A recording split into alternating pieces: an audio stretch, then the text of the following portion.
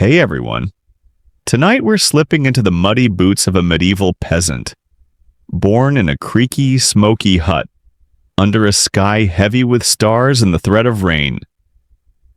Picture it, the air's thick with the scent of damp straw and livestock. And somewhere nearby, a cow's lowing like it's got a hot date. This isn't some romanticized knight's tale, it's the gritty grind of survival. And honestly, you might not make it past childhood. Life's that fragile here. So before you get comfortable, take a moment to like the video and subscribe, but only if you really like what I do here. Drop a comment with your city and what time it's ticking where you are. Now, turn down the lights. Maybe turn on the fan for some soothing noise. And let's get started on tonight's journey together. You're born in a 13th century village, probably somewhere in England's soggy Midlands, where the ground's more mud than earth. It's 1235 and King Henry III is squabbling with his barons over taxes, but that's a world away. Here, your world's a one-room hut. Walls slapped together from wattle and daub. Basically sticks and cow dung mashed into a brittle shield against the wind. The floors pack dirt, cool under your tiny, squirming feet. Your mother's exhausted, sweat-soaked, lying on a straw pallet that scratches like a bad decision. A midwife, some neighbor with gnarled hands and a knack for herbs, mutters prayers to St. Margaret, patron of childbirth. No sterile hospital vibes here. It's raw, loud, and smells like sweat and fear. You're wrapped in rough linen, a swaddle that's more practical than cozy. Your first cry cuts through the crackle of a fire in the center of the hut, smoke curling up to a hole in the thatched roof. Your dad's outside, probably pacing, hoping you're a boy to help in the field someday. Girls work too, but boys are the medieval jackpot. Odd fact, some villages believe rubbing a newborn with salt wards off evil spirits. So, you might be gritty as a pretzel right now. Historians still debate whether this was hygiene or superstition either way. It's not exactly baby powder. The village is small, maybe 50 souls, a cluster of huts hugging a rutted path.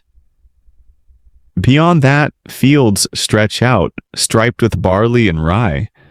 A wooden church squats on a hill, its bell your daily alarm clock. You're not alone in this hut, siblings. Maybe a grandparent, and a mangy dog all share the space. Privacy. Forget it. Everyone's in everyone's business. And the walls are so thin, you hear the neighbors arguing over whose pig ate whose cabbages. Joke's on them, pigs don't respect property lines. Your first days are a blur of hunger and warmth. Mother's milk is your only shot. But if she's malnourished, it's thin stuff. No formula, no backup plan. If she can't feed you, a neighbor might step in as a wet nurse. But that's a favor, not a guarantee. You're already at the mercy of a world where one bad harvest means starvation. The village buzzes with news of your birth, though new hands for the fields are always welcome. They toast with watery ale, joking that you'll grow up to outsmart the Lord's tax collector. Good luck with that. Winter's creeping in, and the hut's chilly despite the fire. You're bundled in every scrap of cloth your family can spare, but cold seeps through. Illness is a shadow here. A cough could turn deadly. Your parents pray, sprinkling holy water from the church font, hoping you'll survive the season. They're not wrong to worry half the kids don't make it to 5. You're not special yet. Just another squalling bundle in a world that doesn't coddle. But you're here kicking, and that's a start. The village isn't all gloom. There's a rhythm to it, a hum of survival. You hear your mother hum a lullaby, low and scratchy, about a knight who never comes home. It's soothing, even if the straw pokes through your swaddle. Outside, the wind rattles the thatch, and a rooster crows way too early. Joke number 2, medieval roosters clearly didn't get the memo about sleeping in. Your family's already planning your baptism. A big deal to wash away original sin. The priest will dunk you in icy water, and you'll scream like it's a personal attack. Spoiler, it kinda is. By week 2, you're settling into the chaos. Your mother's back to work, hauling water or grinding grain, with you strapped to her back in a sling. She's tough, but her hands are cracked, her eyes tired. You're carried everywhere, Fields. Market. Even the church. Where the priest drones on in Latin you'll never understand. The village smells of wood smoke, manure, and baking bread when someone's lucky enough to afford it. You're too young to notice. But this is your world now, muddy, loud, and relentless. Joke 3 if you think diapers are bad now. Wait till you learn they're just reused rags here. You're a peasant, born to work, pray, and die in this village. No grand destiny, no escape plan. But there's a stubborn spark in you. Same as your parents. You're alive, and for now, that's enough. The fire crackles, your mother's lullaby fades, and you drift off, unaware of the grind waiting for you. You're a toddler now, maybe 2 or 3, wobbling through the muddy lanes of your 13th century village like you own the place. It's 1238 and King Henry III's just signed a treaty with Scotland. But up here in the soggy Midlands, that's as relevant as a dragon sighting. Your world's a chaotic playground of pigs, puddles, and parents who are too busy to hover. You're not swaddled anymore. Those scratchy linen strips are long gone, replaced by a rough tunic that's basically a sack with holes. It's itchy, but you're too busy chasing a chicken to care. The air smells of damp earth and wood smoke, and your bare feet squish in the muck. Cold, but toughening up fast. Your hut's still home, that smoky, one-room deal with the dirt floor and straw pallets. You share it with your parents, an older sister who's always bossing you, and a baby brother who cries like it's his job. The dog's still around, stealing scraps and tripping you when you're not looking. You're learning the world's edges, sharp sticks, hot embers, and the neighbor's goose that hisses like it's possessed. Odd fact, medieval folk sometimes used goose fat as a cure for earaches, so that honker's more valuable than you are right now. Historians still debate whether this was medicine or desperation. But either way, you're not volunteering for a goose wrestle.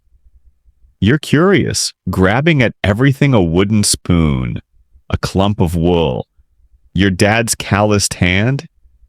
He's out plowing most days, breaking his back for the Lord's fields. But when he's home, he bounces you on his knee, joking you'll grow up to scare crows better than he does. Look at those arms, flailing like a scarecrow in a gale. He laughs, your mom's no softer, always moving stirring porridge, hauling water or swatting you when you tip over her basket of peas. She's tough, love, but her quick grin when you mimic her stirring makes you feel like you've won a prize. The village isn't a safe place for a toddler.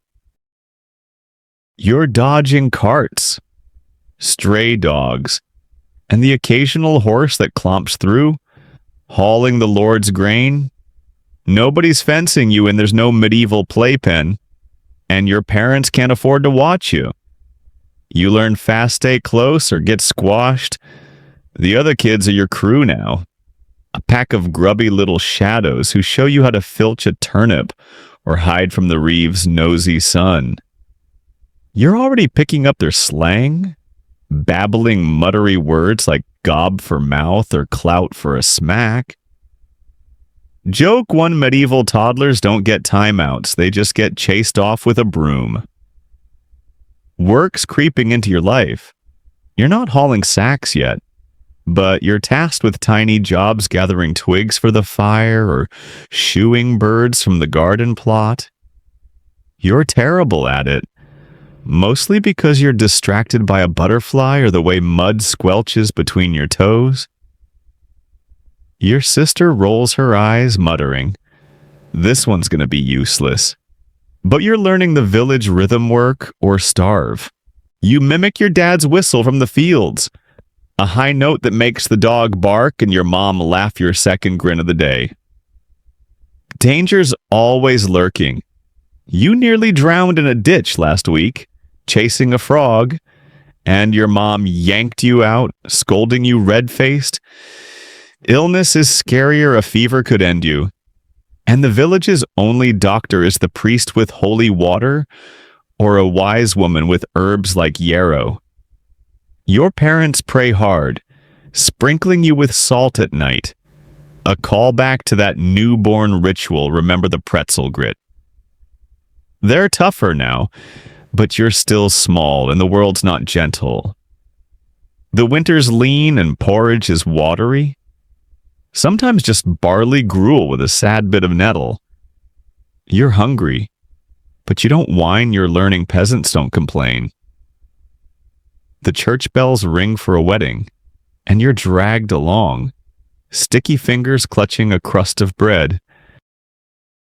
The couple's young, barely older than your sister, and the village is toasting with ale, joking about babies and bad weather. You don't get the nudge winks, but you love the chaos, even when you trip on a drunk uncle's foot. The priest's sermon's in Latin, and you fidget dreaming of that frog. Joke two medieval weddings don't have open bars, but the ale's free if you fall face first in the mud. You're starting to see the village's pecking order. The Lord's manor looms on the hill, and his men strut through, demanding extra eggs or eyeing your sister. You don't like their shiny boots too clean, like their trouble. Your parents bow, muttering about taxes, and you hide behind mom's skirt, sensing the tension. The Reeve, the Lord's enforcer, laughs, saying, "Another muddy scamp for the fields." You're not sure what's a scamp, but you're already planning to filch his apple someday. The days blur, a mix of play and survival. You're chasing fireflies, falling in ditches, and learning the land's lessons. Your tunic's patched, your feet are calloused, and you're tougher than any modern kid with a tablet. You sleep close to the fire, curled against your sister, her elbow in your ribs. The wind howls, but the hut's warm, and your mom's low hum of that old lullaby, "Remember the night who never came home," pulls you under. You're small, but you're stubborn, and this village is yours, mud and all. You're 6 now, scampering through the village like a feral kitten, your bare feet slapping the muddy paths of this 13th century dump. It's 1241 and King Henry III's off fighting some pointless skirmish with the Welsh. But here in the soggy Midlands, you're more worried about not stepping in pig slob. Your world's expanded beyond the hut's smoky walls, and you're knee-deep in the reality of peasant life work. More work, and the occasional stolen moment of fun. Your tunic's too short, patched with scraps that scream, "Hand me down," and your hair's a tangled mess. Medieval combs are basically sticks with grudges. You're out in the fields now. Not just playing, but working. Because even kids aren't spared the grind. Your job's chasing birds off the barley crops, waving a stick like a tiny, unhinged knight. The crows mock you, cawing from the trees, and you swear one's laughing at your aim. Joke one medieval crows are the original trolls, dunking on your life before the internet was a thing. Your dad's out there too, plowing with an ox that's more stubborn than the Lord's tax collector. He yells, "Keep those birds off, or we're eating grass." He's not kidding, famine's always one bad harvest away. The fields are your classroom, and the lessons are brutal. You learn which plants are weeds, which bugs ruin crops, and how to dodge your sister's bossy swats when you slack off. She's 10, thinks she's the queen, and calls you muck for brains when you trip over a furrow. Your mom's at home, spinning wool or kneading dough. But she checks on you, her sharp eyes catching every missed weed. The air's heavy with the scent of turned earth and manure, and your hands are already calloused, knuckles red from the cold. Odd fact, some peasants believed smearing cow dung on cuts helped them heal. Historians still debate whether the was folk wisdom or a fast track to infection either way. You're not testing it. Playtime's rare, but you steal it. You and the other village kids grubby, gap-toothed gremlins chase each other through the fields, playing tag or a rough game with a leather ball stuffed with straw. It's less soccer, more kick and pray it doesn't burst. You're fast, dodging ruts and ducking under hedges, but you're always one wrong step from a twisted ankle or a clout from an annoyed farmer. Your best friend, a kid named Watt with a permanent cowlick, dares you to sneak an apple from the Lord's orchard. You're not dumb enough yet, but the thrill's tempting. The village feels alive in these moments, buzzing with shouts, laughter, and the clatter of carts. The church looms large, its bells yanking you from sleep or play. Sunday's a big deal, and you're dragged to Mass, squirming on a hard pew while the priest drones in Latin. You don't get it, but the stories of saints and devils stick, especially the ones about hellfire. Your mom whispers, "Be good, or the devil will snatch you." You're not sure if she's serious, but you're not risking it. The priest mentions a new tax for church repairs, and your parents grumble another coin they don't have. Joke two medieval priests were the OG influencers, selling salvation instead of skincare. Danger's never far. You've seen kids sicker than your baby brother, who's still clinging to life despite a cough that won't quit. Last month, a girl your age didn't wake up, and the village buried her quick. No fuss. Your parents don't talk about it, but their tight faces say enough. You're learning to fear fevers and bad winters. Same as them.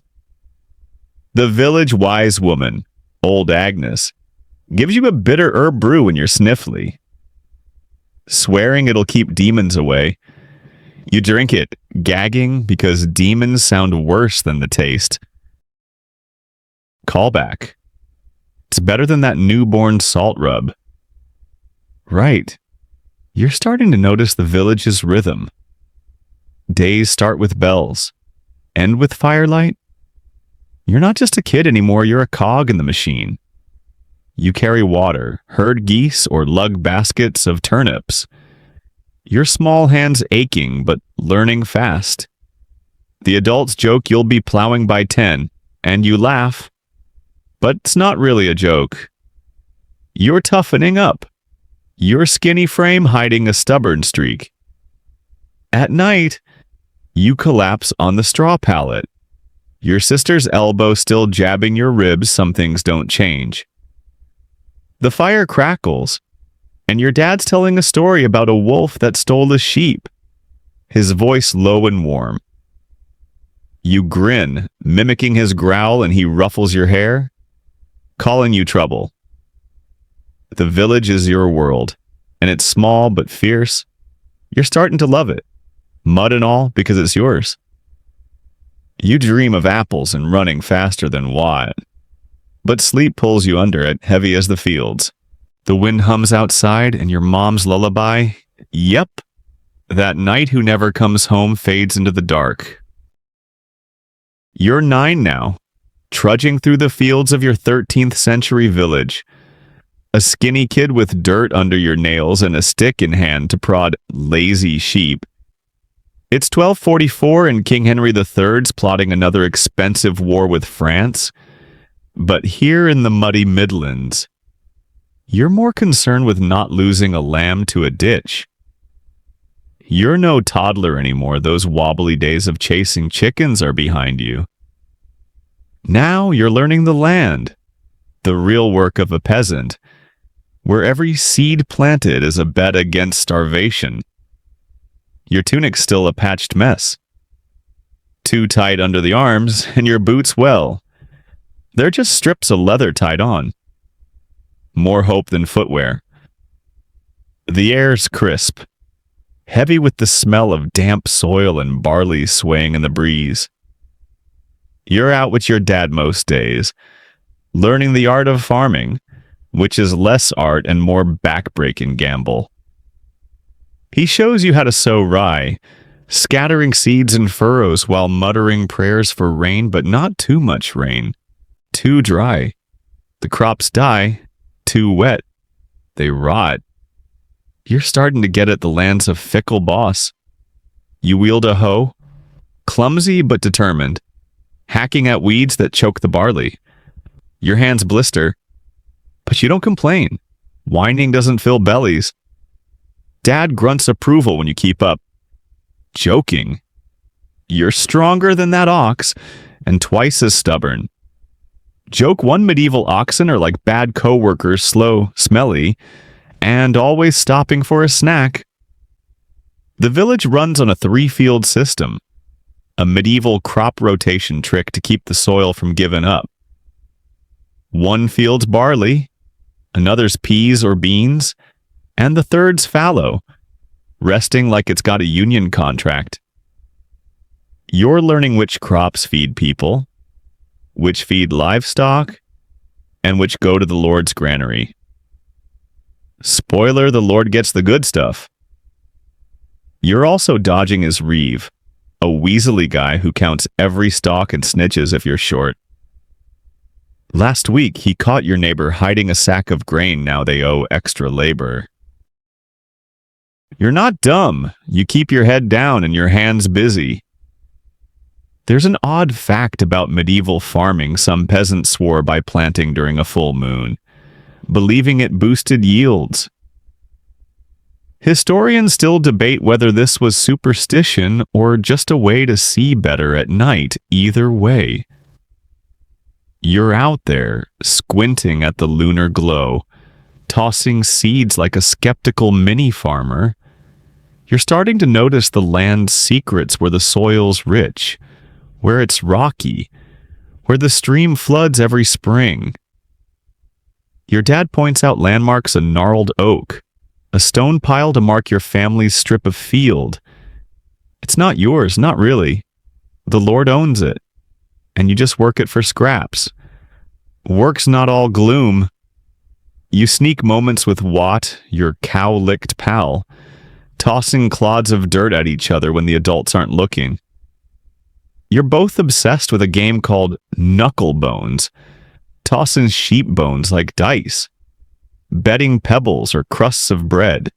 What's terrible? But he's got a knack for making you laugh, mimicking the reeve's strut. The fields hum with lifebirds, bugs, and the distant clank of a blacksmith's hammer. You're starting to love the smell of fresh-turned earth, even if it's caked on your face like a bad mask. Danger's still a shadow, A bad storm could flatten the crops, and last year's drought left half the village hungry. You remember the ache in your gut, the way your mom stretched porridge with extra water? Illness stalks too. Your baby brother's cough is gone, but he's frail, and you're old enough to notice your parents worry. The wise woman, Agnes, mutters about bad air and brews you nettle tea. A call back to that bitter herb brew you gagged on as a kid. You drink it, grumbling, because it's better than salt rubs or goose fat. Remember those. The church bells drag you to Mass, where the priest rants about sin and tithes. You fidget, carving a stick with a sharp stone. But you perk up when he mentions the Magna Carta's aftermath barons and the king still bickering over rights. It's distant, but it trickles down more taxes, more grumbling. Your dad mutters about the Lord's latest demand for extra plow days. Joke two medieval lords are like subscription services, always charging for stuff you didn't ask for. You're tougher now. Your arms wiry from hauling water and swinging a hoe? You're learning fast, mimicking your dad's steady pace. Your mom's sharp eye for ripe peas. At night, you collapse on the straw pallet. Your sister still hogging the space, her elbow a familiar bruise. The fire's low, and your mom's humming that lullaby, yep, the knight who never comes home. You're half asleep, dreaming of a full belly and beating Watt at knuckle bones. The wind rattles the thatch, and you're out. The land's rhythm in your bones. You're 11 now, weaving through the chaos of your 13th century village. Your lanky frame dodging carts and chickens like it's a medieval obstacle course. It's 1246 and King Henry III sinking cash into rebuilding Westminster Abbey. But down here in the muddy Midlands, you're more focused on not tripping over a pig. Today's special, though a rare break from the fields for a village festival. One of those wild, sweaty gatherings where everyone forgets the grind for a day. Your tunic's cleaner than usual, patched but freshly scrubbed, and you've got a rope belt cinched tight to keep it from flapping. The air's alive with the smell of roasting meat and ale, a treat that makes your mouth water. The festival's tied to the harvest, a big thank you to God for not starving you this year. The village green's packed, a sea of weathered faces and patched clothes. There's a bonfire crackling, fiddlers scraping out a jaunty tune, and kids like you darting through the crowd. Chasing the thrill, you spot Watt, your cow-licked sidekick, already red-faced from sneaking a sip of ale. He grins, daring you to join the dance, a chaotic circle of stomping peasants that's less graceful than a drunk ox. You jump in, your boots kicking up dust, laughing as you nearly crash into a toothless grandma who's twirling like she's 20. Joke one medieval dancing's just dodging elbows and hoping nobody farts. The feast is the real star. Tables groan under loaves of barley bread, pots of pottage thick with peas, and glory be a roasted pig, its skin crackling like parchment. You snag a hunk of meat, greasy and warm, and it's the best thing you've ever tasted. Better than watery gruel or stolen apples. There's ale for everyone, even kids. Though yours is watered down. Odd fact, medieval festivals sometimes featured ale conners. Folks who tested ale quality by sitting in spilled beer to see if it stuck to their pants. Historians still debate whether this was genius or just an excuse to get tipsy either way. You're glad Watt's not testing it. The village is one big family today. Your dad's arm wrestling a neighbor, losing spectacularly, while your mom gossips with the miller's wife, her rare laugh cutting through the noise. Your sister's flirting with a boy from the next village, and you roll your eyes, muttering, "She's gonna marry a turnip." The Lord's Reeve is here too, looking smug but tossing out a few coins to keep folks happy. You don't trust his shiny boots callback to those two clean struts, but you pocket a crumb of his charity anyway. The church bells ring, but for once, it's not a sermon. The priest blessing the feast, his Latin drowned out by cheers. Games break out, and you're all in. There's archery, where you're terrible but cheer Watt's wobbly shot, and a tug of war that leaves you flat in the mud, laughing so hard you can't breathe. The adults are betting on cockfights, but you stick to knucklebones, fleecing a kid for his best sheep bone. Joke 2 medieval gambling's just knucklebones and regret no Vegas lights needed. You're buzzing, the world bright and loud, but you know this joy's fleeting. Tomorrow's back to weeding or herding sheep. Blisters and all, danger's never gone. Even today, a drunk farmer starts a fight, fists flying over a spilled ale, and you duck behind a cart, heart pounding. Your dad breaks it up, his voice sharp, and you're reminded how thin the line is between fun and chaos. Hunger's a ghost here too. Some families are gaunt, their portions small because the harvest wasn't kind to everyone. You're lucky this year, but you've seen lean winters. Felt that gut ache?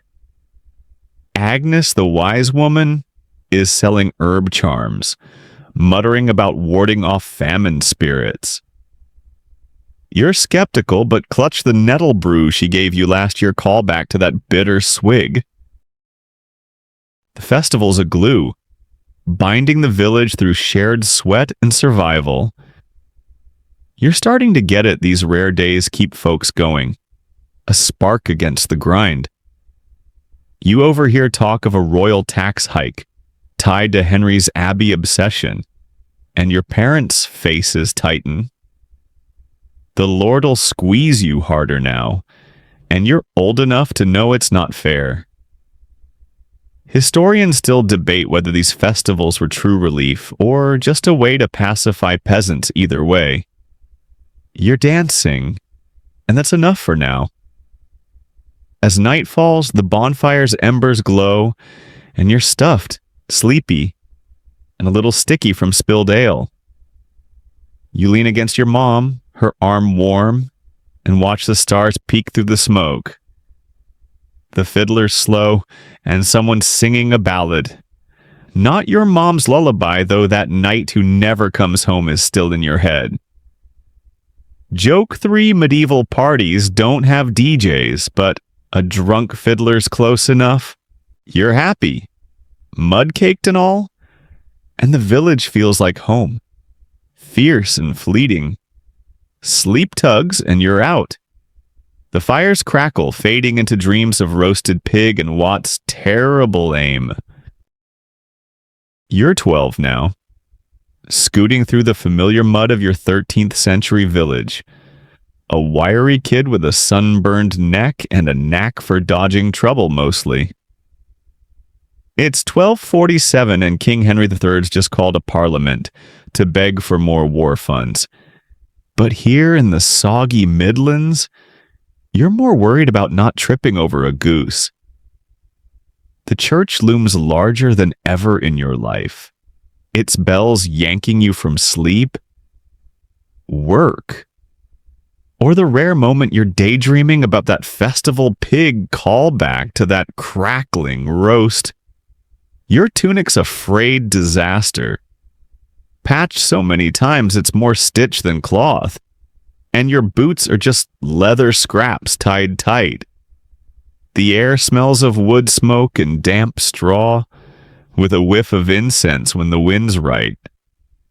The church is the village's heartbeat, and you're learning it's not just about prayers, it's control. Sunday Mass is non-negotiable, and you're squished on a pew, knees aching, while the priest rants in Latin about sin and salvation. You catch maybe one word in 10. But the stories of demons and martyrs stick, especially when he points at the wall painting of a devil dragging sinners to hell. It's creepy. And you're not sure if it's worse than Agnes's nettle brew callback to that gag-worthy stuff. Your mom nudges you to stay awake, whispering, "God's watching, and so's the priest." Joke one medieval priests are like security cameras, always judging your vibe. You're dragged to church more than just Sundays. Feast days, baptisms, funerals, it's a revolving door of robes and chants. Today's St. Swithin's Day, and the priest blessing the fields, hoping for dry weather. You're there, clutching a candle that drips wax on your fingers, muttering prayers you half believe. Odd fact, some villagers think St. Swithin's bones sweat holy oil, and a drop could cure anything from warts to bad luck. Historians still debate whether this was faith or just a monk's side hustle. Either way, you're not touching sweaty bones. The church owns your soul and your wallet. Tithes are brutal, 10% of your family's crops. Eggs, even your scrawny lambs. Your dad grumbles, handing over a sack of barley while the reeve smirks, probably skimming some for himself. You're old enough to notice the priest's new robe, suspiciously fancy for a man preaching poverty. The church also demands your time. You're roped into cleaning the graveyard or hauling wood for repairs. You and Watt sneak off to chuck pebbles at crows instead. But you get caught and earn a clout from your dad. He's not mad, just tired, and you feel a pang for slacking. Faith's a double-edged sword. It's comfort your mom prays when your baby brother's fever spikes. And you join in, hoping it's not just words, but it's fear too. The priest's always on about purgatory, and you're terrified your knucklebones gambling callback to fleecing that kid might land you there. You confess to Father John, mumbling about stealing an apple, and he assigns you extra prayers. Joke 2 medieval confessions like a bad therapy session, but with more kneeling and less couch. The church shapes the village rhythm. Bells mark hours, seasons, life itself. You're learning its rules don't work on holy days. Don't skip Mass, don't question the priest. But you're a kid, so you question anyway. Watt whispers during Mass, "Why's God need our barley?" You shush him, but you wonder too. The adults don't ask, they're too busy surviving. Your sister's devout, crossing herself every time thunder rolls, but you're more like your dad, praying when it's desperate, but muttering about taxes otherwise. Danger's woven into faith. Heresy's a whisper last year. A wandering preacher got chased off for saying priests were crooks. The village buzzed, but nobody dared agree too loud. You're learning to keep your mouth shut. Same as dodging the reeve's shiny boots call back to those strutty jerks. Illness still stalks. Your brother's better. But Agnes's herb charms are as much prayer as medicine. The church says it's God's will, but you're starting to think God's got a lot on his plate. The world's bigger than your village. And the church proves it. The priest mentions a crusade, some far-off fight for Jerusalem, and you dream of knights, not taxes.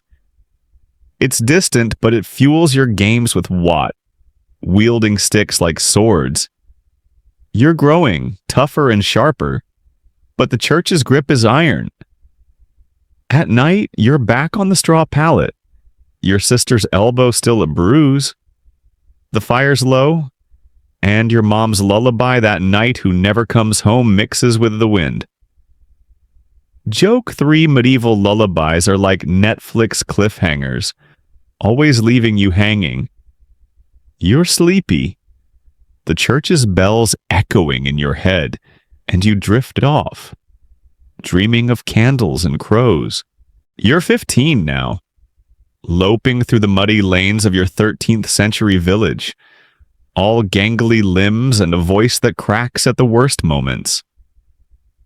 It's 1250 and King Henry III's just botched another military campaign in France, burning cash your village will feel through taxes. But here in the soggy Midlands, you're too busy hauling manure to care about royal flops. You're a teenager, stuck between kid games and adult grind, and the weight of peasant life is sinking in. Your tunic's a threadbare joke, patched with whatever your mom could scrounge, and your boots' leather scraps are more holes than hide. The air's thick with the tang of sweat and blooming barley, plus a whiff of the village latrine when the wind shifts. You're working harder now. Full days in the fields with your dad, wrestling a plow that fights back like it's got a personal grudge. Your arms are wiry, your back aches, and you're learning to curse under your breath when the ox stalls again. You're also pulling weeds, carting grain, or herding sheep. Your stick swinging like a tired knight's sword. The Lord's Reeve callback to those shiny-booted jerks hovers, tallying your family's output. You're not just a kid anymore, you're a cog in the feudal machine. And slacking means less food for winter. Your dad claps your shoulder, joking. You're plowing straighter than the king's plans. Joke 1 medieval plows are like bad Wi-Fi always dropping at the worst time. Work's not all fields. You're sent to the manor sometimes, hauling firewood or cleaning stables, where the Lord's horses live better than you do. You're starting to see the gap his stone walls, your wattle and daub hut, his full table, your watery pottage. It stings, but you're learning to keep your head down. Your mom's got you helping at home too, churning butter or fetching water from the stream. Your arms burning from the weight. Your sister's married now, off to another village, and you miss her bossy elbow in your ribs at night, call back to those crowded pallet days. Temptations are creeping in. You and Watt, still thick as thieves, sneak off to fish in the Lord's stream, knowing you could lose a hand if caught. The thrill's worth it, and you snag a trout, its scales glinting like forbidden treasure. You cook it in secret, giggling over the smoky taste, but you're not dumb. You bury the bones deep.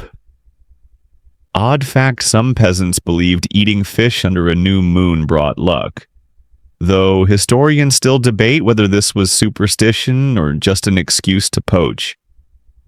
You're not sure either, but you're not arguing with a full stomach. The village is a pressure cooker. You're old enough to notice the gossip, who's cheating on who's dodging tithes.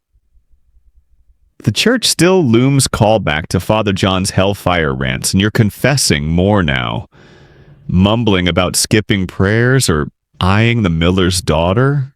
She's got a laugh like a bell, and you're smitten, blushing when she teases you about your muddy face. Your mom notices, smirking. Keep your head out of the clouds, or you'll plow crooked. Love's a distraction, and you can't afford it, not yet.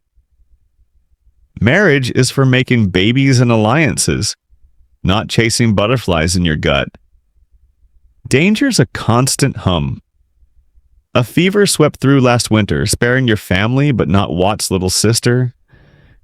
You saw her grave, a small mound by the church, and it hit you. Life's fragile. You're tougher, but not invincible. And Agnes's herb brews call back to that nettle sludge are your only shield. The Lord's pushing harder too, demanding extra labor for his new barn. You're there, hauling timber, your hands splintered, while he watches from horseback. You muttered a what? Bet he's never lifted a stick. Joke 2 medieval lords are like bad bosses, all demands. No sweat. You're dreaming bigger, though it's dangerous. You and Watt talk about running off maybe to a town where guilds need apprentices, but it's a pipe dream. You're tied to this land, same as your dad. The priest mentions a new papal tax for the Crusades, and your parents groan, their faces tight. You're starting to get it, the church and Lord own you, body and soul. Yet you're stubborn, sneaking moments of rebellion, carving your name on a tree or nicking an extra loaf at the harvest feast. You're not a kid, but you're not broken. Nights are quieter without your sister. You're on the straw pallet, the fire low, your baby brother snoring nearby, your mom's lullaby. Yep, that knight who never comes home drifts through the dark. Softer now. You're bone-tired. Your hands rough as bark. But you're proud of the calluses. Joke 3 medieval teens don't get acne. They get plow blisters and attitude. You're growing, caught between duty and dreams. And the village feels smaller every day.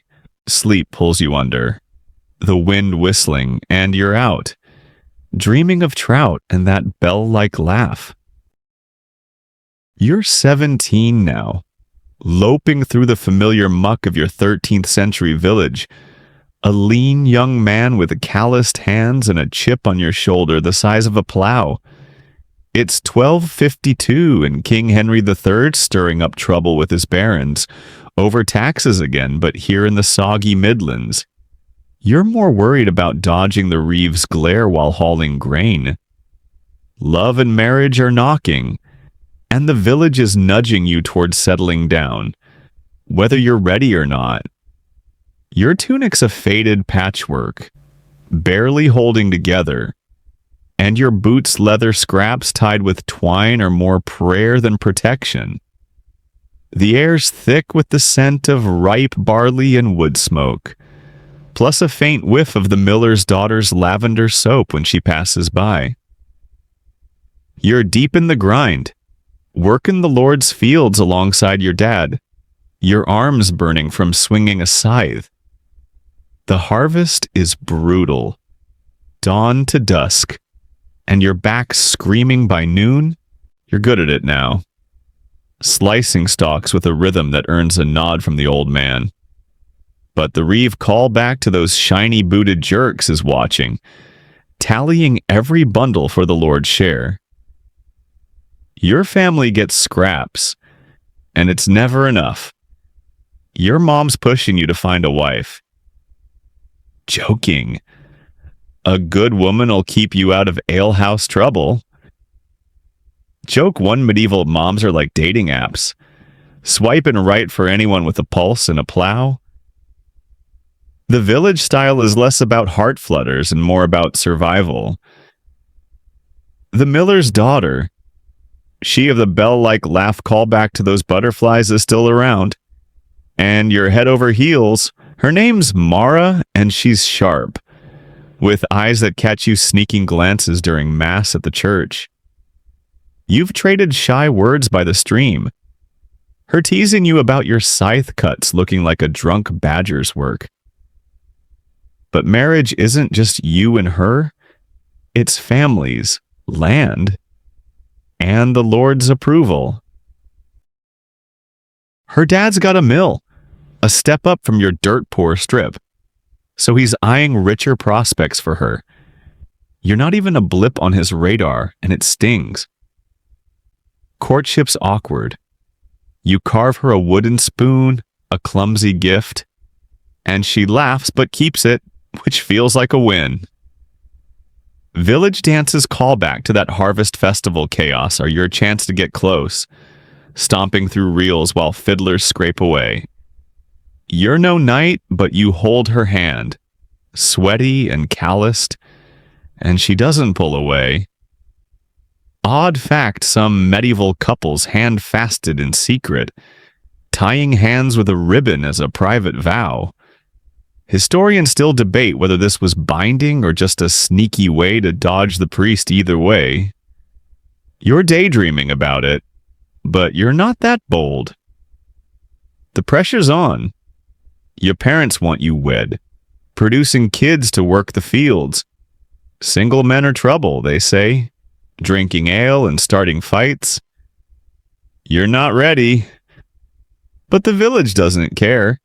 Your sister's back for a visit. Her own marriage rocky. And she warns you. Pick someone who can handle the lean years. You nod, but Mara's laugh echoes in your head. The priest at church callback to Father John's rants preaches about marriage's duty, not love, and you confess your impure thoughts about Mara, earning extra prayers? Joke 2 medieval priests are like HR reps, shutting down your dreams with paperwork and guilt. Danger's always lurking. A bad harvest could ruin any marriage plans. And last year's flood left half the village scrambling. You're healthy, but illness stalks. Mara's brother caught a fever and didn't wake up. Agnes's herb brews call back to that nettle sludge are your only defense, and you slip Mara a sachet of dried yarrow, blushing as you mumble it's for luck. The Lord squeezing harder too, demanding extra labor for his new haul. You're there, hauling stone, your hands raw, while he sips wine. You muttered a what? Bet he's never touched a trowel. Watt's single too, but he's eyeing a widow with the small plot practical, not romantic. You're torn between duty and desire. Mara's dad catches you talking to her and scowls, muttering about muddy boys. You're stubborn, though, sneaking her a daisy chain like a kid, and she tucks it in her hair, grinning. The village buzzes with gossip, and your mom's hopeful, scheming to sweet-talk the miller. You're dreaming of a life with Mara, but you know it's a long shot. The church mentions a new tax for a crusade, and your dad curses, knowing the Lord'll pass it down.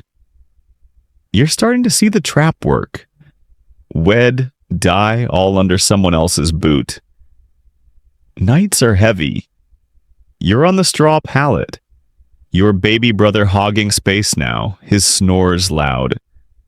The fire's low, and your mom's lullaby, that knight who never comes home, drifts through the dark. Fainter now. You're bone-tired, your heart a mess, but you're holding onto that daisy chain grin. Joke 3 medieval loves like Wi-Fi in a storm flickering. But you keep searching for the signal. You're growing. Caught between fields and feelings, and the village feels like a cage. Sleep pulls you under. The wind howling, and you're out. Dreaming of Mara and a world where millers don't scowl. You're 20 now, picking your way through the muddy lanes of your 13th century village. A young man with shoulders broad from years of plowing and a heart that still skips when you hear Mara's bell-like laugh. Remember those days sneaking glances by the stream? It's 1255 and King Henry III's barons are stirring, setting the stage for the provisions of Oxford, a bold move to curb royal power that's brewing on the horizon. But down here in the soggy Midlands, you're too busy building a life with Mara, your new wife, to care about noble drama. Your tunic's a sorry mess, patched and fraying at the seams, and your boots little more than leather scraps tied with twine are more hope than protection. The air's rich with the smell of damp straw, the warm crust of bread baking in your hut, and a faint trace of Mara's lavender soap when she leans close. Her fingers brushing yours. Your hut's a modest start. Its wattle and daub walls thrown up with sweat and help from your dad and Watt. Your cow-licked pal who still got your back. The thatched roof sags, dripping when the rain's cruel, splattering the dirt floor you've swept smooth. A straw mattress, lumpy as a bad harvest, is your bed. But Mara's hung a scrap of cloth as a curtain, her touch turning this drafty box into a home. She's pregnant, her belly just starting to curve, and you can't help grinning like you've hooked a trout. Remember that secret fish you and Watt cooked joy's a fragile thing? Though you're barely scraping by, and the Lord's Reeve, those shiny-booted jerks you've dodged since you were a kid, is always lurking, eyeing your barley for the Lord's cut. Your dad claps your shoulder, chuckling. A babe on the way. Now you'll grumble louder than me, joke one medieval fatherhood's like signing up for a siege with no rations and a tax bill. You're out in the fields, dawn to dusk, your hands raw from swinging a scythe, cutting barley in tight rows. You're skilled now, your strokes even, earning a rare nod from your dad, who's plowing nearby with an ox that's got more attitude than brains. Mara's working too. Her quick hands pulling weeds in the garden or spinning wool by the fire, humming softly as the baby kicks. You're figuring out the rhythm you haul water. She stirs pottage, you sow rye. She mends your tunic. It's a partnership, but it's brutal, and one bad storm could leave you hungry. You barter a sack of peas for a bony hen, hoping for eggs. But the Lord skims half your grain, leaving your stores thin. Odd fact, some peasants swore by tying a weasel's foot to a woman's leg during labor to ease the pain. Historians still debate whether this was folk wisdom or sheer lunacy either way. You're sticking with Mara's herbs and a prayer to St. Margaret, patron of childbirth. The village is your lifeline. Worn but holding strong. Your mom's over daily, showing Mara how to stretch pottage with nettles. Remember that watery slop you gagged on as a kid? She's tough, her hands cracked like old leather, but her grin when Mara bakes a decent barley loaf lights up the hut. Watt's hitched now to that widow with the scrap of land, and his newborn son named after you.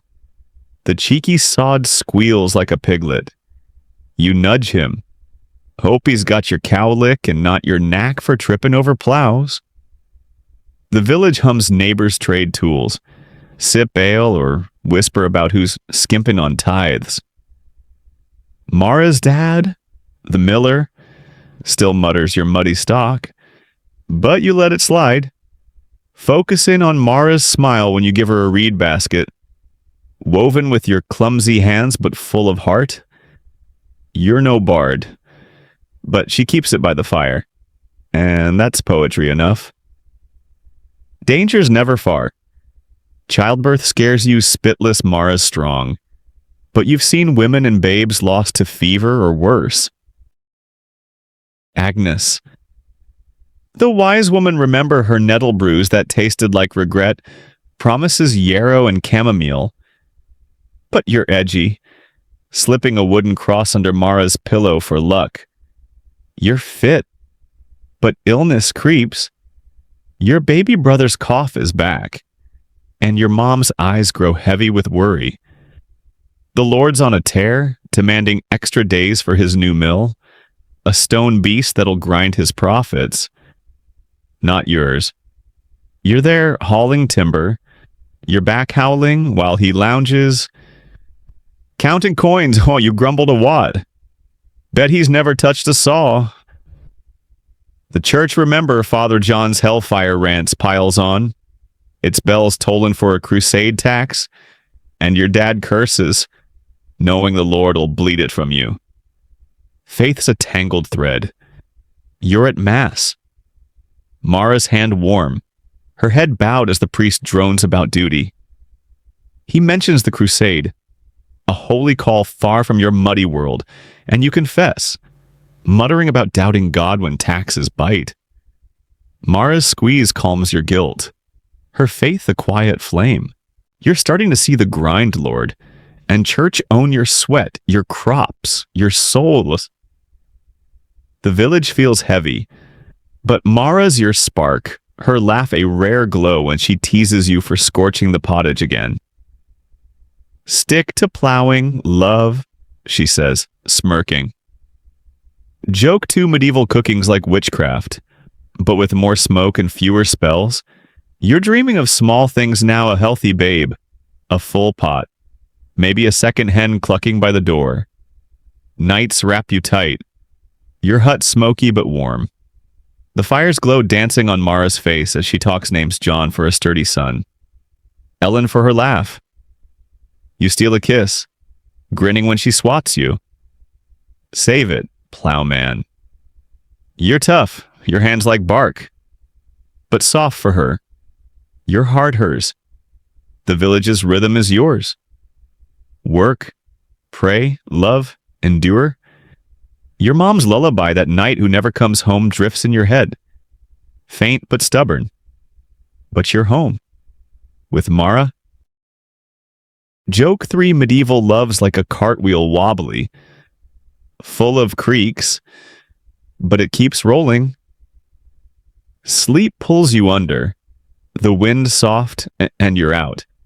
Dreaming of Mara's laugh, a baby's cry, and a hen that lays daily. You're 25 now, trudging through the muddy ruts of your 13th century village. A father with weathered hands and a back that groans like an old cartwheel. It's 1348 and the Black Death is ripping through England. A shadow that's turning your world upside down. Here in the soggy Midlands, you're fighting to keep Mara and your 2 kids, little John, 4, and baby Ellen alive in a village choking on fear. Your tunic's a threadbare wreck, patched beyond hope, and your boots' leather scraps tied tight are more prayer than protection. The air's thick with wood smoke, damp straw, and a sour whiff of decay. A grim reminder of the plague creeping closer, carried on every stranger's cough. You're still in the fields, but it's a ghost of your old routine. The Black Death has hit nearby villages, and whispers spread entire families gone. Bodies stacked in ditches like firewood. You plow with a knot in your chest, eyes scanning for travelers who might bring the sickness. Little John trails you, waving a stick like a tiny plowman, but you shoo him back to the hut, terrified he'll catch something. Mara's there, nursing Ellen, her face tight as she watches the path for you. You're both praying harder, sprinkling salt at the door. Remember that newborn pretzel grit and clutching crosses carved from oak. The Lord's Reeve, those shiny-booted jerks you've hated since you were a kid, is still sniffing around. But even he's pale, rushing his counts like he's dodging death. The plague's no rumor, it's real, and it's here. In 1348, it's killing millions across Europe, and your village is crumbling. Neighbors drop first a cough, then fever, then black swellings under their arms that stink of rot. You see Watt's widow, now alone, digging a grave for her second child, her eyes empty. You help, your hands trembling as you shovel dirt, muttering prayers that feel hollow. Odd fact, some peasants believed wearing a live toad around your neck could suck out the plague's poison. Historians still debate whether this was desperation or madness either way. You're not dangling toads on your kids, sticking to Mara's rosemary smoke to clean the air. You're not sure it works, but it smells better than death. You're doing everything to survive. Agnes. The wise woman remembered her nettle brews that tasted like regret is gone. Taken by the plague. Her hut silent. A new wise woman, Joan, hands out garlic and yarrow, but her eyes are scared too. You burn rosemary, sweep the hut daily, and keep the kids inside. Though John whines, wanting to chase chickens. The priest Father John's long gone, replaced by a shaky young cleric calls it God's wrath, preaching to a half-empty church. You confess to doubting God's mercy, earning a lecture, but Mara's hand in yours keeps you steady. You're hiding grain under the hut's floor, remember sneaking that trout because the reeve's distracted, and starvation's as deadly as fever. Joke one medieval plagues are like bad guests, they show up uninvited and ruin everything. The village is unraveling. Half the huts are empty. Their owners dead or fled. Fields go unplowed, choked with weeds. And you're working double. Tending your strip in Watts. Who's coughing but clinging to life? The Lord's manor is quiet. His steward's gone. And rumors say the Lord's sick too. You're not crying for him. But less oversight means you keep a bit more grain. A small win in a losing game.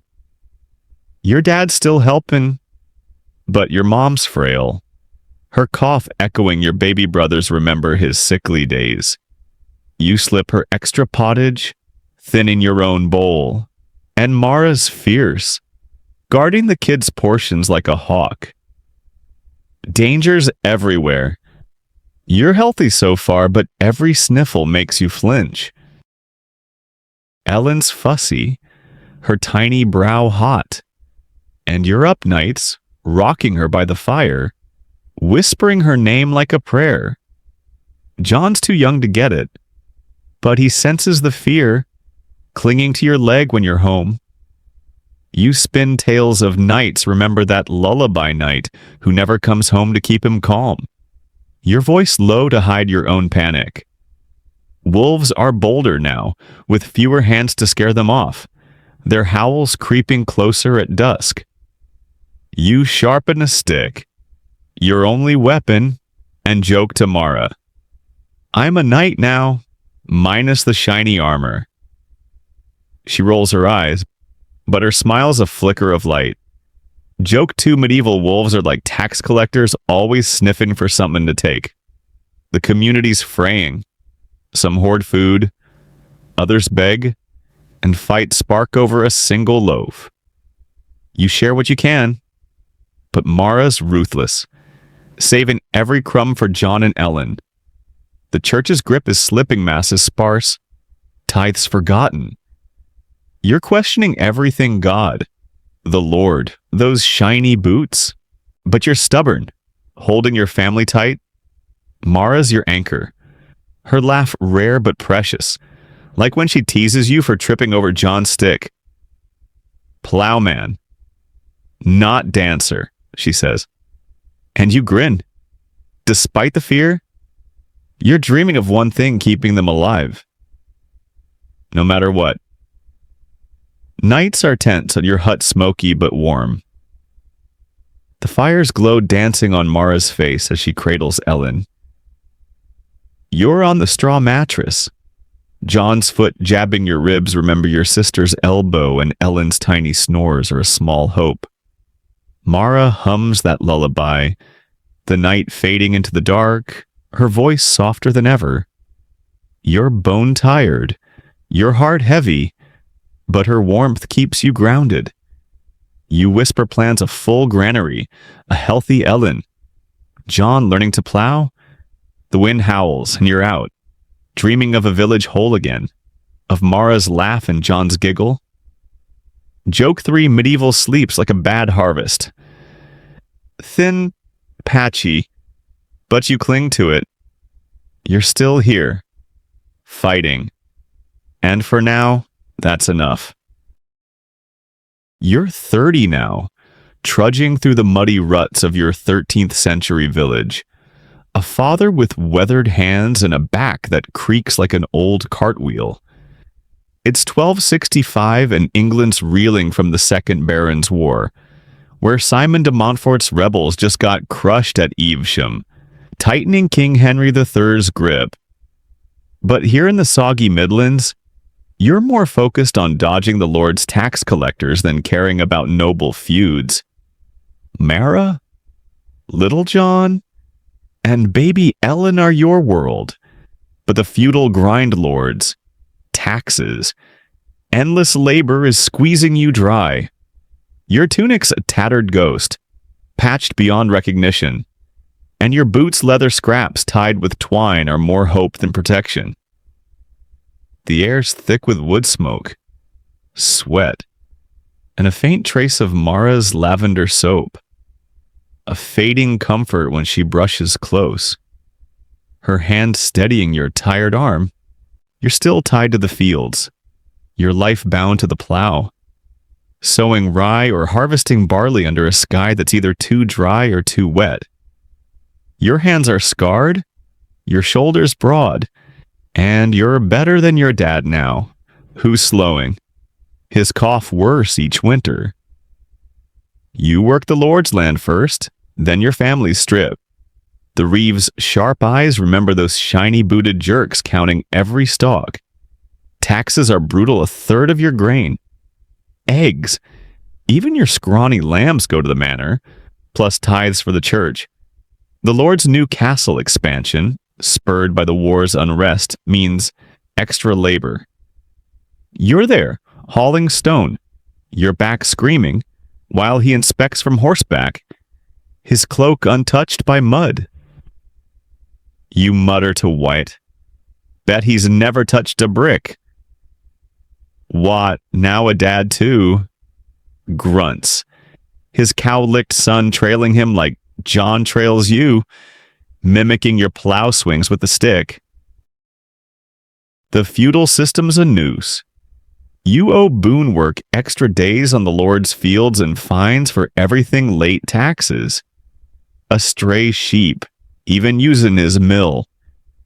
You helped build that mill, remember those stone hauling days, but pay to grind your grain. Every coin a stab to your gut.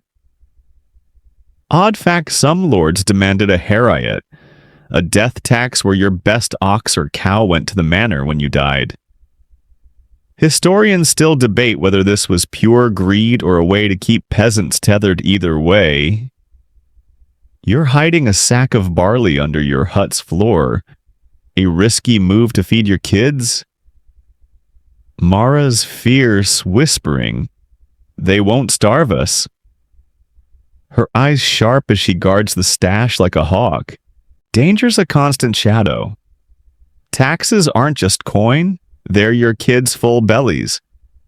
A bad harvest could mean hunger, and last year's flood ruined half the rye, leaving you scraping.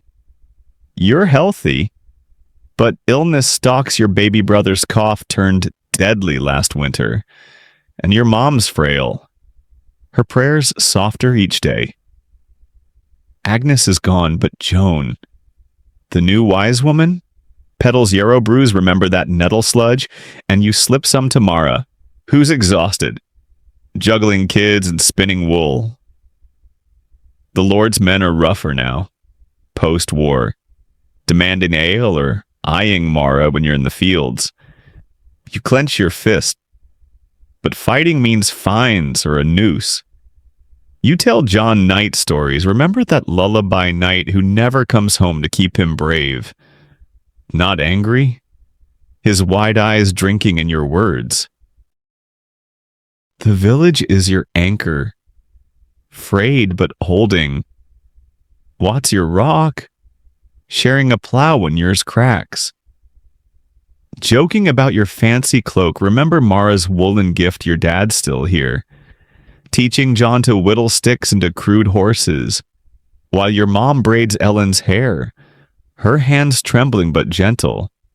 The church looms, remember Father John's hellfire rants its bells tolling for war tithes. The priest mentions Evesham's fallout, urging loyalty to the king. But you confess to hating the Lord's greed. Earning extra prayers? Mara's hand steadies you during Mass. Her faith a quiet fire. Joke one medieval priests are like tax apps, always dinging you for more devotion and grain. You're tougher now, but the weight's heavier. You're starting to see the trap work. Pay, die, all under the Lord's boot. You dream small a warm winter, a second hen. John learning the plow. Mara's your light, her laugh rare but bright when Ellen mimics your scowl, her tiny face scrunching like yours.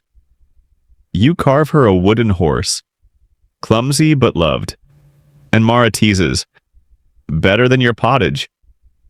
Plowman. You grin, stirring the pot to prove her wrong, though it's still a smoky mess. Joke two medieval cookings like alchemy, but with more charred bits and fewer miracles. The village feels like a cage, but Mara and the kids are your reason to keep plowing. Keep fighting? Nights are tight, your hut smoky but warm. The fires glow dancing on Mara's face as she rocks Ellen. You're on the straw mattress, John's foot jabbing your ribs remember your sister's elbow, and Ellen's snores are tiny but fierce. Mara hums that lullaby, the night fading into the dark, her voice a soft anchor in the chaos. You whisper plans a full granary, a healthy Ellen, John outplowing you someday. The wind whistles, and you're out, dreaming of a village less hungry, of John's proud grin and Mara's laugh. Joke three medieval beds are like budget caravans, cramped, lumpy, and you're still grateful for the ride. You're bone-tired, your heart heavy, but Mara's warmth keeps you grounded. And for now, that's enough. You're 35 now, weaving through the muddy paths of your 13th century village. A father with hands like leather, and a face etched with lines from sun and worry. It's 1270 and King Edward the Friend's gearing up for the 9th Crusade, a distant holy war that's draining England's coffers. But here in the soggy Midlands, you're more concerned with keeping your family Mara, John, now 10, and Ellen. 6 fed while picking up side hustles to outsmart the Lord's taxes. Your tunic's a patchwork relic, barely holding together. And your boots' leather scraps tied tight are more grit than gear. The air's thick with the tang of wood smoke, fresh straw, and a faint whiff of Mara's lavender soap when she brushes past. Her tired smile still your anchor. You're still in the fields, plowing the Lord's land before your own. You're back a map of aches from years of hauling and sowing. John's out there too, skinny but stubborn, learning to swing a hoe with a focus that makes you proud. You're good at this life, but it's a grind. And the Reeve remember those shiny-booted jerks hovers, tallying your barley for the Lord's granary. You've learned to work smarter, though, picking up crafts to stretch your coin. You've got a knack for weaving baskets from river reeds, taught by your dad before his cough took him last winter.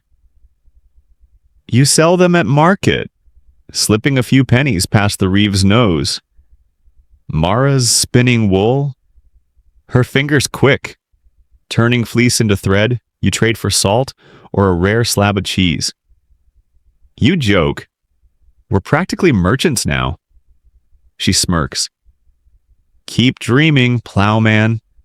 Joke one medieval side hustles are like modern gigs. Same hustle, more mud. Your baskets aren't just a hobby, they're survival. The Lord's taxes grain, eggs, lambs are relentless, and the church skims tithes for Edward's crusade. You built that mill, remember those stone hauling days, but pay to use it? Every grind a jab to your pride. So you diversify. You've learned to carve wooden spoons, simple but sturdy, and Ellen paints them with berry juice, her small hand steady. You trade them for candles or a hen, hiding the extra eggs under the hut's floor. Remember that secret grain stash? Odd fact, some peasants used urine to soften leather, believing it made shoes last longer. Historians still debate whether this was clever or just gross either way. You're sticking to river water for your leather strips. Thank you. The village is your lifeline. A web of favors and trades. Watt's still your mate, his cow-licked son, now John's shadow. The two boys wrestling or playing knucklebones remember fleecing that kid at the festival. Watt's taken to brewing ale, watery but good, and you swap baskets for a jug, toasting by the fire. Mara's tight with Joan. The wise woman remember her yarrow brews who trades herbs for wool. Your mom's gone, her lullaby just a memory. But Mara hums it for Ellen, that knight who never comes home keeping the kids calm. The community's tough, sharing tools or gossip, but it strains some hoard, others beg, and the Reeves finds spark grumbles. You're careful, teaching John to keep his mouth shut around the Lord's men. Danger's a familiar ghost. A bad harvest could starve you, and last summer's drought left the village lean. Your pottage thin with nettles, remember your mom's tricks. Illness stalks too, Mara's strong, but Ellen's had a fever, and you're up nights, dabbing her brow with Joan's chamomile brew. The Lord's men are bolder, post-crusade, demanding extra labor for his new wall. You're there, hauling stone again, your hands splintered, while he counts his gold. You mutter to Watt, bet he's never lifted a pebble. The Reeve catches you slacking, finding you a day's grain, and you bite your tongue. Knowing a fight means worse. You tell John tales of nights to keep his anger at bay, his eyes bright with dreams you'll never chase. The church looms, its bells tolling for crusade prayers. Remember Father John's rants. The priest preaches loyalty to Edward, but you confess to cursing the Lord's greed, earning extra Ave Marias. Mara's faith steadies you, her hand warm during Mass, though you're starting to doubt the sermons. The crusade's a noble cause, but it's your grain they're burning for it. You're tougher, but the world's heavier. The Lord's boot pressing harder. You're teaching John to weave baskets, his fingers clumsy but eager, and Ellen's learning to spin, giggling when the thread snaps. You're proud, but you wonder if they'll escape this grind or just inherit it. You're dreaming smaller a warm winter, a fat hen, John outplowing you someday. Mara's your spark, her laugh rare but bright when Ellen mimics your scowl, her tiny face scrunching like yours. You carve her a wooden bird, wings rough but loved, and Mara teases. Better than your ale, basket man. You laugh, sipping Watt's brew, though it's more water than barley. Joke too. Medieval ales like decaf promises a kick, delivers a nap. The village feels like a cage, but your family's your reason to keep weaving, keep plowing. You're starting to see your dad in your hands, your mom in Mara's lullaby, and it's bittersweet. Nights are cozy. Your hut smoky, but warm. The fires glow dancing on Mara's face as she mends John's tunic. You're on the straw mattress. John's elbow in your ribs remember your sister's jabs, and Ellen's snores are small but fierce. Mara hums that lullaby, the night fading into the dark. her voice a soft tether. You whisper plans a full granary, a healthy Ellen, baskets that sell for silver. The wind rattles the thatch, and you're out, dreaming of a village less lean, of John's proud grin and Mara's laugh. Joke 3 medieval sleeps like a market deal crowded. Rough, but you take it. You're bone-tired, your heart full, and Mara's warmth keeps you grounded. For now, that's enough. You're 40 now, shuffling through the muddy lanes of your 13th century village, a man with a grizzled beard and joints that groan louder than the ox cart at dawn. It's 1275 and King Edward IV's pushing his Statute of Mortmain, tying up land deals with the church. But here in the soggy Midlands, you're more worried about your creaky bones and keeping John 16 and Ellen 11 from the Lord's greedy claws. Mara's still your anchor, though her hands tremble when she spins wool. And the years have softened her laugh. Remember that bell-like spark your tunic's afraid ruin, patched with scraps older than Ellen, and your boots' leather strips tied tight are more stubbornness than leather. The air's thick with wood smoke, damp earth, and a faint whiff of lavender from Mara's soap. A rare comfort when she leans close, her eyes crinkling with shared worries. You're still tied to the fields, but your plow's slower now. You're back a battlefield of aches. John stepping up, his shoulders broad, handling the ox with a skill that makes you nod, gruff but proud. You're not just a plowman anymore, you're a side hustler. Weaving baskets and carving spoons, remember those market day trades to dodge the Reeves tax grabs. Ellen's helping, her fingers quick with reed baskets, painting them with berry juice like she's an artist. You sell them for candles or salt, hiding pennies under the hut's floor. Remember that secret grain stash the Reeve those shiny-booted jerks still prowls? But you're crafty, slipping goods past his nose. Mara's spinning wool into thread, trading it for a hen that actually lays. You joke. We're rich now. Love. She snorts, rich in mud. Maybe. Joke 1 medieval wealth's like a good hen rare. Fussy. And someone's always trying to steal it. Aging's no kindness. Your knees creak, your eyes squint at dusk, and you're slower hauling stone for the Lord's new tower. Remember those mill-building days. The Lord's tighter post statute, demanding extra boon work to flex his land rights. You're there? Sweating, muttering. Bet he's never lifted a trowel? Taxes bite deeper grain, lambs, even a fine for John's new hoe. The church skims tithes, preaching about Edward's holy wars, and you're grumbling, knowing every penny is a loaf. Less for Ellen. Odd fact, some peasants used cow dung mixed with nettles as a poultice for aching joints, swearing it eased the pain. Historians still debate whether this was medicine or madness either way.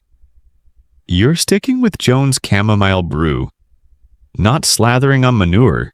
The village is your lifeline, but it's fraying.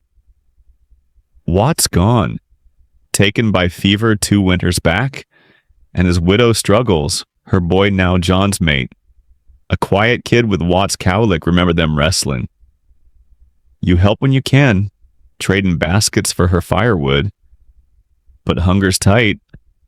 John's learning fast, weaving baskets and eyeing the miller's widow, a bold move you warn against.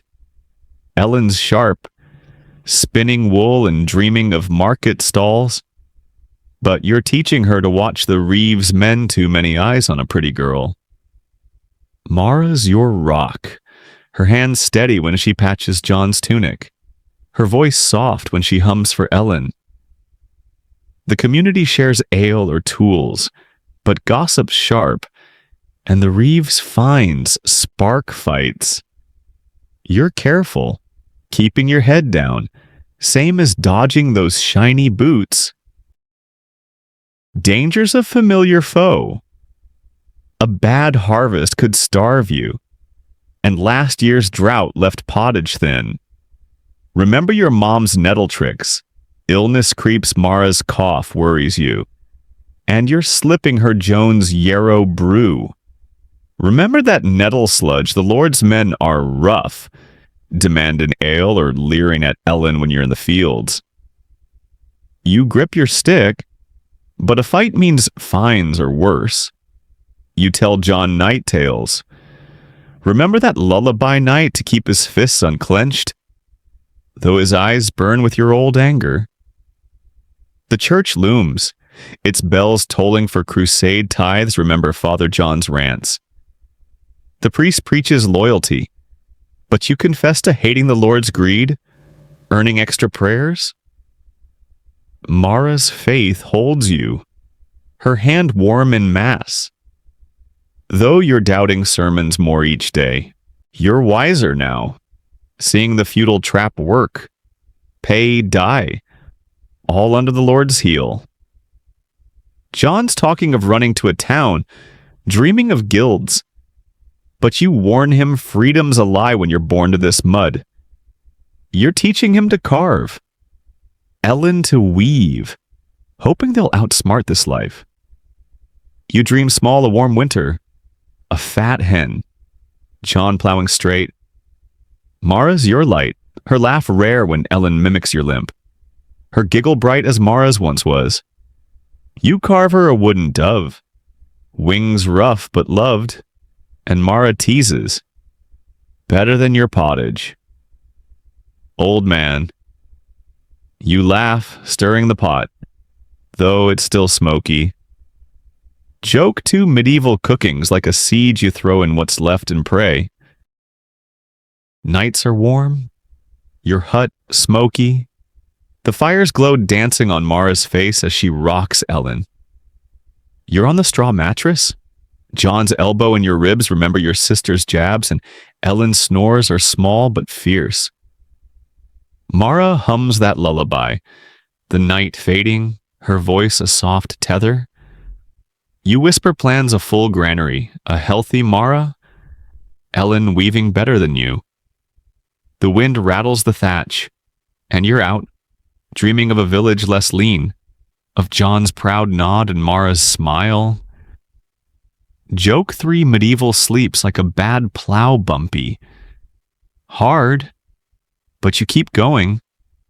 You're bone tired, your heart heavy, but Mara's warmth keeps you grounded. And that's enough for now. You're 45 now, hobbling along the muddy tracks of your 13th century village, a grizzled man with a beard more gray than brown and joints that crunch like dry twigs. It's 1285 and King Edward I's just passed the Statute of Winchester, tightening laws on local defense. But here in the soggy Midlands, you're more worried about death's shadow creeping closer than about mustering for some royal militia. Mara's still your rock, though her cough has grown sharper. And John, now 21, and Ellen, 16, are carving their own paths in this relentless grind. Your tunic's a tattered memory, patched with scraps older than your kids, and your boots' leather strips tied with fraying twine are more will than footwear. The air's thick with wood smoke, damp straw, and a faint trace of Mara's lavender soap, a fading warmth when she leans close. Her hands trembling as she grips yours. You're still in the fields, but your plow's a struggle now. Your hands shaky and your back a knot of pain. John's taken over most of the heavy work, his frame sturdy, guiding the ox with a skill that outshines your prime. You're proud, though you grumble. Don't get cocky. Lad, You're leaning on your side hustles, baskets, and spoons. Remember those market trades to keep food on the table. Ellen's a marvel. Her reed baskets fetching better prices than yours. Her berry-stained designs catching eyes at market. You trade them for candles, salt, even a rare bit of iron for John's tools. The reeve those shiny-booted jerks still prowls. But you're sly, hiding pennies under the hut's floor. Right by that old grain stash, remember it, Mara's spinning wool. Her fingers slower but steady, trading thread for a hen that lays sporadically. You tease that hen's lazier than the Lord. She smirks, least it's not taxing us. Joke one medieval hens are like bad tenants clucking aloud, delivering little death's a familiar guest. Your mom's gone, your dad too, and Mara's cough keeps you up nights.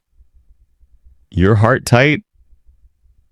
Joan, the wise woman, remember her yarrow brews gives you chamomile and prayers? But you're scared. Slipping across under Mara's pillow like you did when she was pregnant, remember that the Lord's grip is tighter post-Winchester. Demanding men for village watch, pulling John from the fields. You're too old for it, but you're hauling stone again for his new gate. Your knees screaming. You mutter to John, bet he's never held a hammer. Taxes bite grain. Eggs. A fine for Ellen's market stall. The church skims tithes, preaching about Edward's laws, and you're bitter, knowing every coin's a meal less for Mara. Odd fact, some peasants buried coins with the dead, believing they'd bribe demons in the afterlife. Historians still debate whether this was faith or fear. Either way, you're keeping your pennies for the living. The village is a shadow of itself. Wat's widow struggles, her boy now John's shadow, weaving baskets with him. You help, trading spoons for her firewood. But hunger's close, last year's blight thinned the barley. And pottage is mostly nettles, remember your mom's lean year tricks. John's courting the miller's widow, a risky move you warn against. But he's stubborn, like you were with Mara. Ellen's sharp, dreaming of a market life, but you're teaching her to dodge the Lord's men, too many eyes on her. The community's frayed, some hoard, others beg, and the reeves find spark fights by the alehouse. You're careful, keeping your family tight, same as dodging those shiny boots. Dangers in the air? Illness stalks Mara's cough. Ellen's occasional fever in your up nights, dabbing brows with Joan's bruise. The Lord's men are rougher, demanding ale or eyeing Ellen at market. You grip your stick, but a fight means ruin. You tell John night tales, remember that lullaby night to cool his temper, though his fists clench like yours once did. The church looms, its bells tolling for Winchester duties, remember Father John's rants. The priest preaches obedience, but you confess to hating the Lord's greed, earning extra prayers.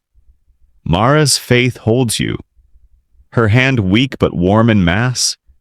You're doubting more, seeing the feudal cage work, pay, die, all under the Lord's heel. You're wiser, but weaker, teaching John to carve, Ellen to haggle. You dream small, a warm winter, a healthy Mara, Ellen safe from leering eyes. Mara's your light, her laugh rare when Ellen mimics your limp, her giggle bright as Mara's once was. You carve her a wooden star, rough but loved, and Mara teases. Better than your pottage, old man. You laugh, stirring the pot, still smoky.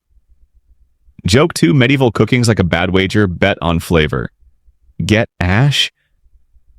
The village feels smaller, your body slower, But your family's your reason to keep weaving. Keep breathing. Nights are warm. Your hut smoky. The fire's glow flickering on Mara's pale face as she mends Ellen's dress. You're on the straw mattress. John's snores loud. Ellen's elbow in your ribs. Remember your sister's jabs. Mara hums that lullaby, the night fading, her voice thin but steady. You whisper plans of full granary. Mara's cough gone. John free of this mud. The wind howls and you're out, dreaming of a village less lean, of Ellen's giggle and Mara's smile. Joke 3 medieval sleeps like a worn plow, creaky, rough. But it carries you.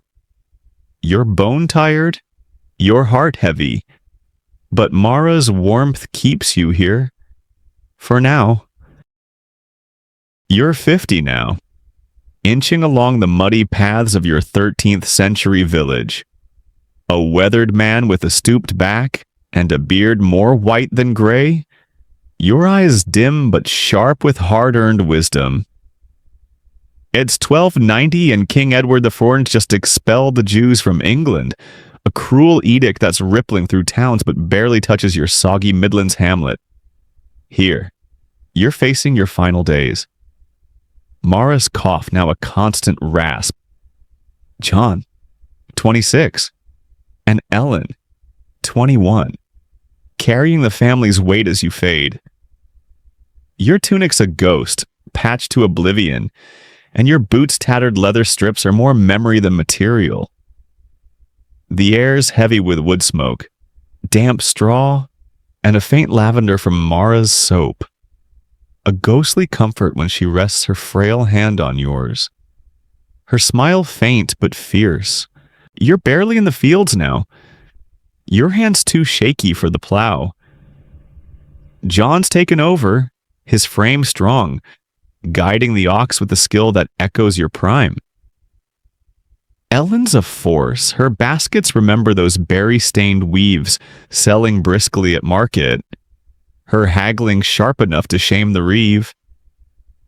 You're proud, whittling spoons by the fire. Remember those market trades, your fingers slow but stubborn. The reeve, those shiny booted jerk, still skulks. But John's sly, hiding grain under the hut's floor, like you did remember that secret stash Mara's stopped spinning.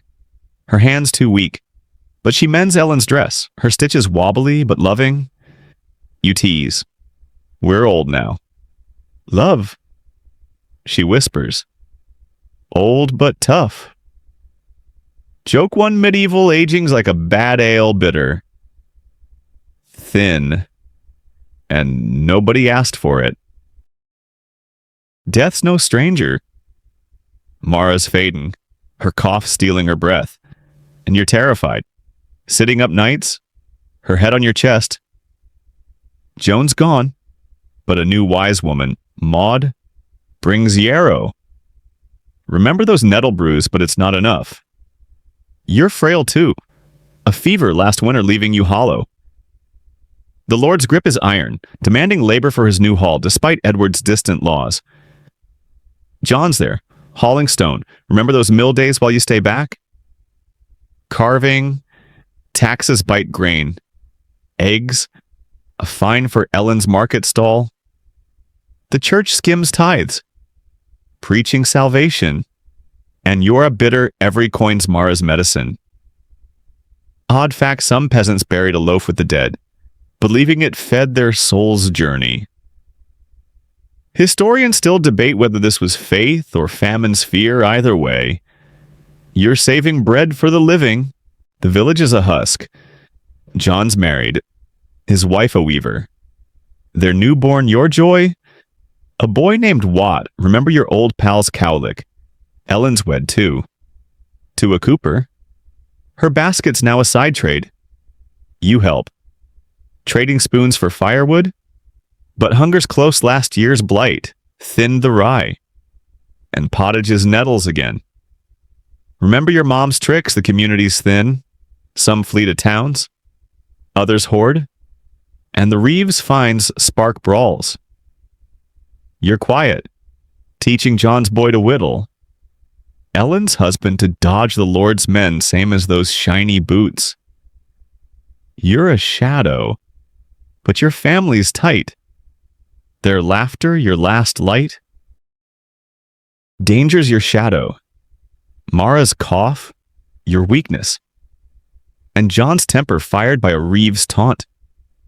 Worry you tell him night tales remember that lullaby night to cool his fists.